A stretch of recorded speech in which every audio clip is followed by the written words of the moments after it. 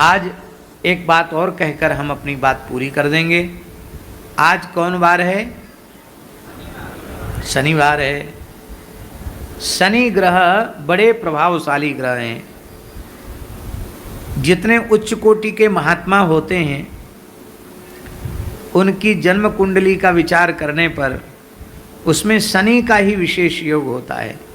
ये भगवत प्राप्ति कराने वाले, भगवत साक्षात्कार कराने वाले ग्रह हैं।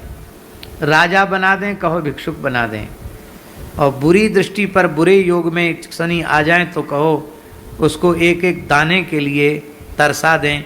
ऐसे ये ग्रह हैं। और किसी पे ढैया और किसी पे 7.5 जरूर आती है। तब लोग इधर उधर डोलते हैं, हमको काला धागा बनाओ, लाल धागा बनाओ, यूँ करो त्यों करो। आज बंसल जी ने कहा, महाराज जी आप कई बार कथाओं में दशरथ जी का द्वारा की हुई स्तुति सुनाते हैं, तो वो ज़्यादा श्लोक नहीं है। 1 2 3 4 5 6 7 8 9 9 ही श्लोक है। ये दशरथ कृत शनि स्तोत्र है। आप पहले कथा में हमने सुनाया भी था यहाँ कि वो कथा आप याद कर लेना, द्वारा से नहीं सुनाएंगे। तो उसका उच्चारण यदि कोई रोज कर ले तो उसकी शनि ग्रह की जो बाधा है, पीड़ा है, वो उसको कभी व्याप्त नहीं होती है। 8 ही श्लोक हैं, याद किए जा सकते हैं। तो आज हम पहली बार पूरा स्तोत्र उच्चारण करने वाले हैं। आप लोग भी हमारे सुन करके बोलने का प्रयत्न करेंगे। नमः कृष्णाय नीलाय, नमः कृष्णाय नीलाय, शितिकंठ निभाय च, शितिकंठ निभाय च, नमः कालाग्निरूपाय, नमः कालाग्निरूपाय, कृतांताय च वै नमः, कृतांताय च वै नमः, नमो निर्मांस देहाय, नमो निर्मांस देहाय, दीर्घश्मश्रुजटाय च, दीर्घश्मश्रुजटाय च, दीर्घश्मश्रुजटाय च, दीर्घश्मश्रुजटाय च, नमो विशाल नेत्राय, नमो विशाल नेत्राय, शुष्कोदरभयाकृते। शुष्कोदरभयाकृते। शनि ग्रही महात्मा है, बड़ी बड़ी दाढ़ी है, बड़ी बड़ी जटाएं हैं इनकी, विशाल नेत्र हैं।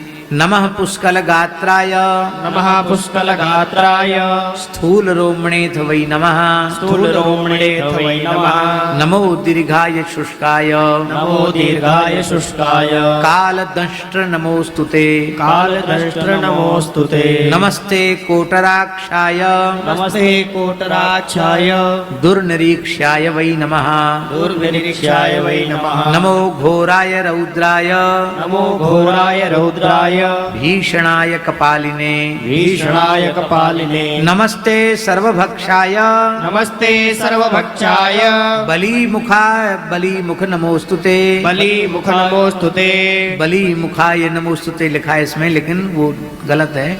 बलिमुख नमोस्तुते, बलिमुख नमोस्तुते, सूर्यपुत्र नमस्तेस्तु, सूर्यपुत्र नमस्तेस्तु, भास्करे भयदाय च, भास्करे भयदाय च, अधोदृष्टेः नमस्तेस्तु, अधोदृष्टे नमस्तेस्तु, संवर्तक नमोस्तुते, संवर्तक नमोस्तुते, नमो मंदगते तुभ्यं, नमो मंदगते तुभ्यं, निस्त्रिंसाय नमोस्तुते, निस्त्रिंसाय नमोस्तुते, तपसा दग्ध देहाय, तपसा दग्ध देहाय, नित्यं योगरताय च, नित्यं योगरताय च, नमो नित्यं क्षुधार्ताय, नमो नित्यं क्षुधार्ताय, अतृप्ताय च वै नमः, अतृप्ताय च वै नमः। इसमें मदन मोहन दास जी नित्यम योग रताय चा के बाद लिखा है नमो नित्यम क्षुधार्ताय।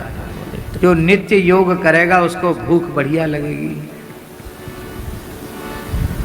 बोलो सही बात है कि नहीं जी? बढ़िया से जैसे पूज्य रामदेव बाबा योग करते हैं, सारे शरीर को नस नस को हिला डुला करके एकदम क्या कहें उसको, सारे शरीर को तोड़ मरोड़ देते हैं। ऐसी बढ़िया कोई मेहनत करे तो उसको तो कड़ाके की भूख लगी, पत्थर चबा जाए तो पत्थर भस्म हो जाएगा। तो ये उनका विशेष भाव है महाराज।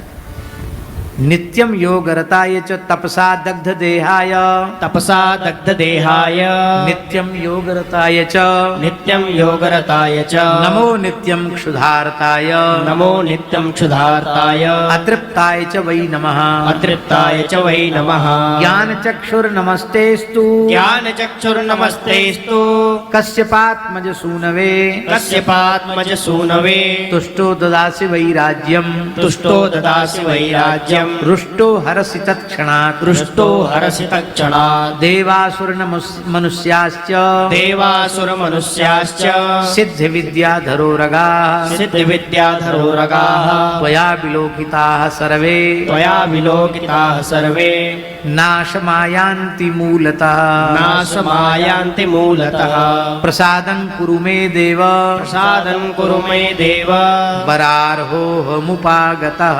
वरार्होऽहमुपागतः। ये पद्म पुराण के 34वें अध्याय से के 27 में से 35 तक के श्लोक हैं।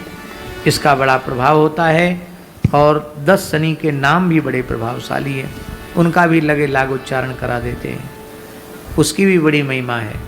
कोणस्थः पिंगलो बभ्रुः कोणस्थः पिंगलो बभ्रुः कृष्णो रौद्रोन्तको यमः कृष्णो रौद्रोन्तको यमः सौरिः शनैश्चरो मन्दः सौरिः शनैश्चरो मन्दः पिप्पलादेन संस्तुतः पिप्पलादेन संस्तुतः एतानि दशनामानि एतानि दशनामानि प्रातरुत्थाय यः पठेत् प्रातरुत्थाय यः पठेत् अथवा अश्वत्थाग्रे तु यः पठेत् अश्वत्थाग्रे तु यः पठेत् शनैश्चर कृता पीड़ा शनैश्चर कृता पीडा न कदाचित् भविष्यति। न कदाचित् भविष्यति।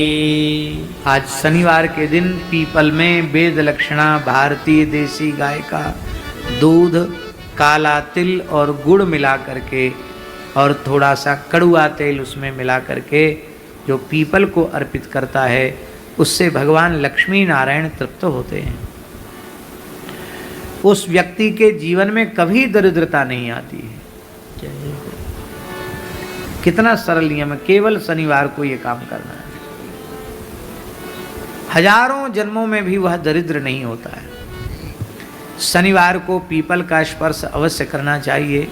प्रातःकाल सूर्योदय से सूर्यास्त तक भगवती लक्ष्मी पीपल में ही निवास करती हैं, इसलिए उनका स्पर्श करने से भगवती महालक्ष्मी की नारायण के सहित कृपा प्राप्त हो जाती है।